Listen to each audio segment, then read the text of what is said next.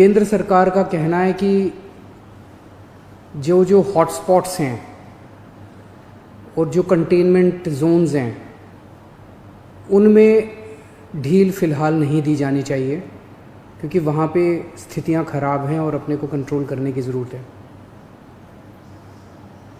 दिल्ली में 11 ज़िले हैं। दिल्ली के 11 ज़िले हॉटस्पॉट डिक्लेयर किए गए हैं।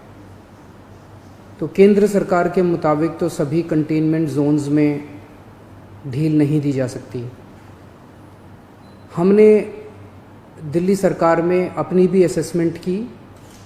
पिछले कुछ दिनों में मैंने कई एक्सपर्ट से बात की, लोगों से बात की, और उन सारी चर्चाओं का जो नतीजा निकला वो मैं आपके सामने रखना चाहता हूँ। पिछले कुछ दिनों से दिल्ली में कोरोना के केसेस में बढ़ोतरी होनी शुरू हुई है। हमने टेस्ट भी ज़्यादा करने चालू किए हैं। पिछले कुछ दिनों में हमने काफ़ी टेस्ट किए हैं दिल्ली के अंदर, और कोरोना के केसेस में बढ़ोतरी भी चालू हुई है।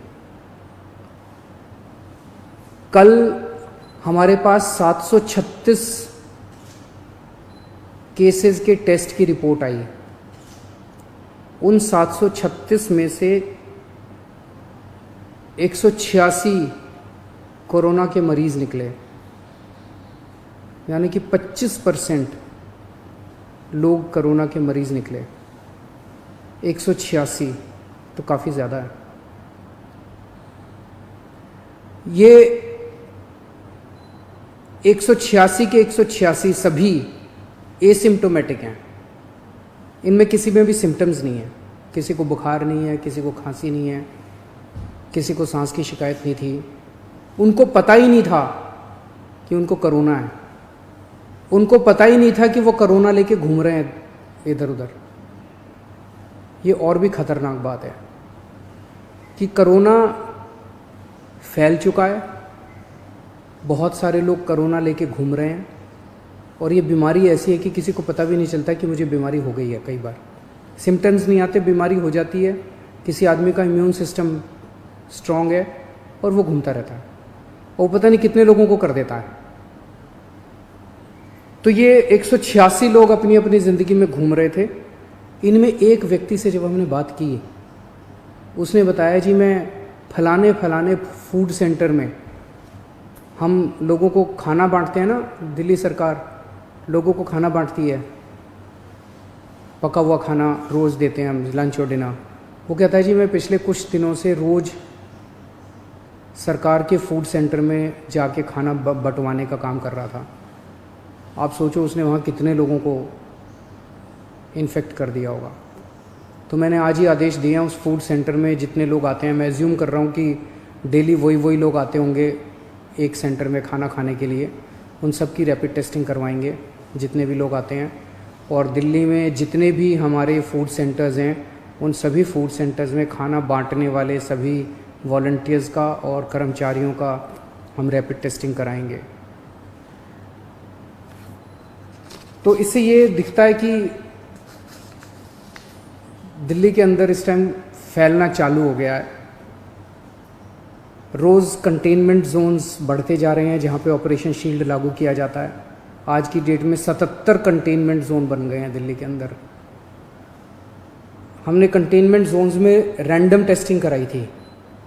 कहीं से 200 का सैंपल लिया, कहीं से 180 का सैंपल लिया, कहीं से, वहाँ पे रैंडम टेस्टिंग कराई थी।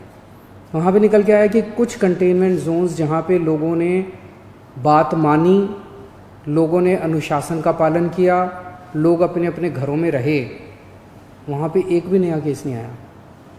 लेकिन जहाँ लोगों ने बात नहीं मानी और लोग गलियों में निकल आए, हम उस कंटेनमेंट जोन के अंदर किसी को नहीं आने देते, बाहर किसी को नहीं जाने देते। लेकिन अंदर लोग एक दूसरे के घर में जाते रहते हैं। लोग नहीं मानते, काफ़ी उनको मनाने की कोशिश की जाती है, सख्ती करने की कोशिश की जाती है, लेकिन कई जगह लोग नहीं मानते। जैसे मैंने कल आपको जहांगीरपुरी का उदाहरण दिया। जहांगीरपुरी की एक गली, उसके अंदर एक ही परिवार के कई सारे घर थे, चाचे मामे ताया ये सब।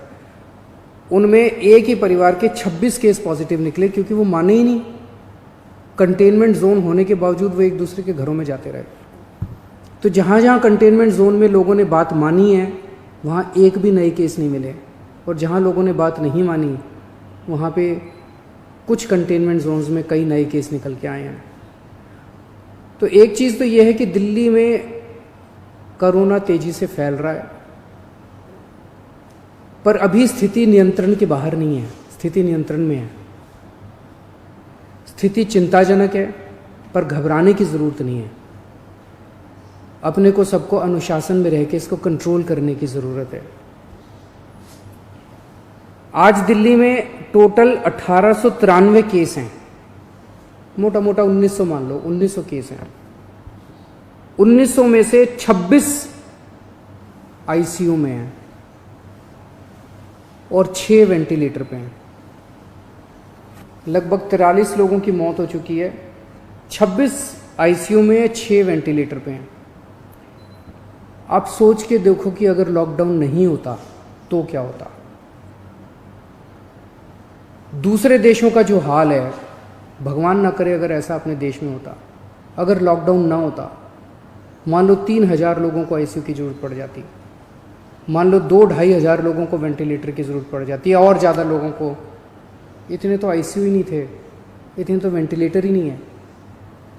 इटली में, स्पेन में, अमेरिका में यही देखने को मिल रहा है कि आईसीयू कम पड़ गए, वेंटिलेटर कम पड़ गए, अस्पताल की व्यवस्थाएं कम पड़ गई।